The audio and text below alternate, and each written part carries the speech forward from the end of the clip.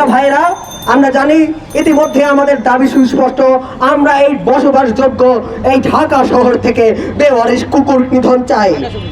প্রিয় ভাইরা, এই এই এই ঢাকা সাধারণ মানুষের বসবাসযোগ্য ছিল এক সময়।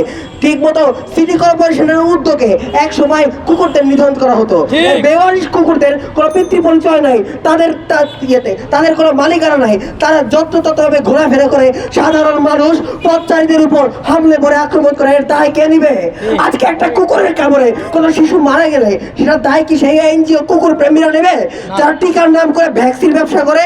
প্রিয় ভাইরা, আমরা যা জানি বিগত কয়েকদিন আগে গাইবান্ধায় 5 জন মারা গিয়েছে। এছাড়া নারী শিশু সাধারণ মানুষ রাস্তায় চলাচল করতে অসুবিধা হচ্ছে।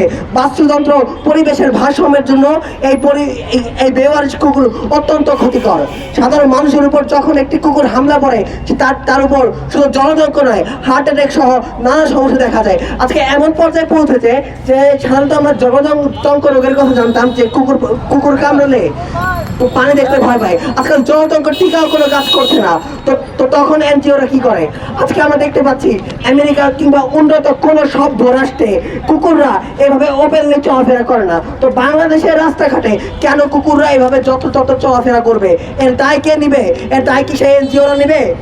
এর আগে আমাদের এক ভাই বললো সেন্ট মার্টিনের কথা। শুধু সেন্ট মার্টিন নয়, ঢাকা শহরের শাহজাহানপুর থেকে শুরু করে ঢাকা দক্ষিণ সিটি কর্পোরেশন এলাকায় প্রায় 34 লক্ষ পথ শিশুরা রাস্তায় কোনো ছাদ ছাড়া ফুটপাতে ঘুমাচ্ছে।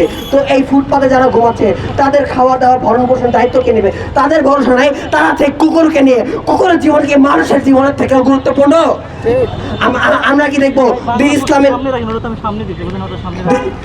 আমরা যদি আজকে ইসলামে আল কুরআন দেখতে পাই, পবিত্র কোরআনের সূরা বাকারাতে মহান আল্লাহ পাক ইরশাদ মুবারক করেন যে ক্ষতিকর সকল পশু পাখিকে মেরে ফেলার আদেশ দিয়েছেন।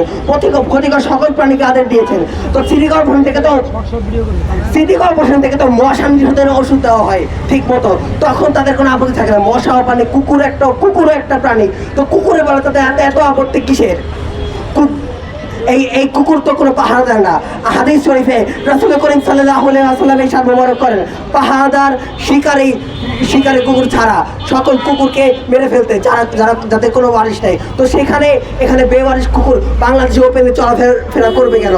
এছাড়া রবিন হুড নামের একটা এনজিওর আড়ালে একটি এনজিও কুকুরবাদীরা নারী নিপীড়ন ও অসামাজিক কার্যক্রম তার প্রচুর অভিযোগ রয়েছে। রবিন হুড নামের এই এনজিওরা পৃষ্ঠপোষকতা অর্থ দিয়ে সক্রিয় রাখে এবং বাস্তুতন্ত্র কৃত্রিম কুকুর ভক্তি তৈরি করে টিকা ব্যবসায়ী সিন্ডিকেট তৈরি করেছে। আসলে যদি টিকার মাধ্যমে এই জনতন্ত্র রোগে সংশোধন করা যেত তাহলে এত মানুষ কুকুরের কামড়ে আজকে মারা যেত না। কুকুর কামড় হলে তাদের চিকিৎসার ব্যয় কি তারা এনজিও ফান্ড ভাবে দিবে? আমরা আজকে ঢাকা দক্ষিণ সিটি কর্পোরেশন থেকে সুস্পষ্ট একটা দাবি জানিয়ে যাচ্ছি যে এই ঢাকা শহরের যত বেওয়ারিশ কুকুর আছে পূর্বের ন্যায় আবারও নিধনের ব্যবস্থা করতে হবে। কোনো কুকুর যত্রতত্রভাবে ঘোরাফেরা করতে পারবে না। আর যদি এই কুকুরের মাধ্যমে মানুষ ক্ষতিগ্রস্ত হয় সেটা দায় ঢাকা দক্ষিণ সিটি কর্পোরেশনকে নিতে হবে, অন্যথায় এনজিও সংস্কারকে নিতে হবে। এছাড়া ইসলামী ফরদিয়তেও ক্ষতিকর মালিকবিহীন কুকুরকে হত্যা করার নির্দেশ দেওয়া হয়েছে।